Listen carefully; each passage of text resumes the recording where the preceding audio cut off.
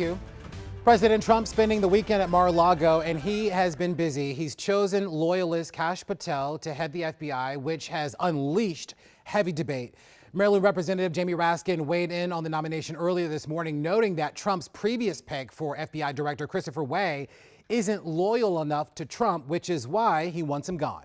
But apparently has demonstrated too much independence and objectivity in the job for Donald Trump, who wants much more of a personal loyalist in the position, and that's why he's gone to Kash Patel.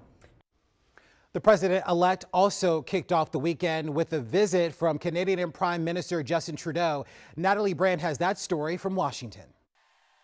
President-elect Donald Trump's selection of Kash Patel as FBI director is drawing strong reaction from senators who will vote on whether to confirm him. Democrat Chris Murphy saying he's a no. Kash Patel's only qualification is because he agrees with Donald Trump that the Department of Justice should serve to punish, lock up, and intimidate Donald Trump's political opponents. And so the cost to the American public is pretty simple.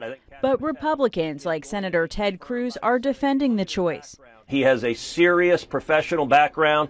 He was a prosecutor. He was a public defender. He was a senior intelligence staffer on Capitol Hill. During Trump's first term, Patel helped to lead opposition over the DOJ's investigation into Russian meddling in the 2016 election. He's called for radical changes to the FBI. I'd shut down the FBI Hoover Building on day one and reopening the next day as a museum of the deep state. And wrote in his book, Government Gangsters, that the FBI has become so thoroughly compromised that it will remain a threat to the people unless drastic measures are taken. The current FBI director, Christopher Wray, who was also appointed by Trump, would have to resign or be fired since he has 3 years left on his term.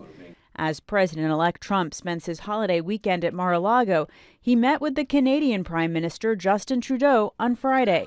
It was an interesting conversation. The visit comes amid Trump's threat of imposing a 25% tariff on Canada and Mexico unless they stop migrants and drugs from entering the U.S. border. Natalie Brand, CBS News, Washington. Well, thousands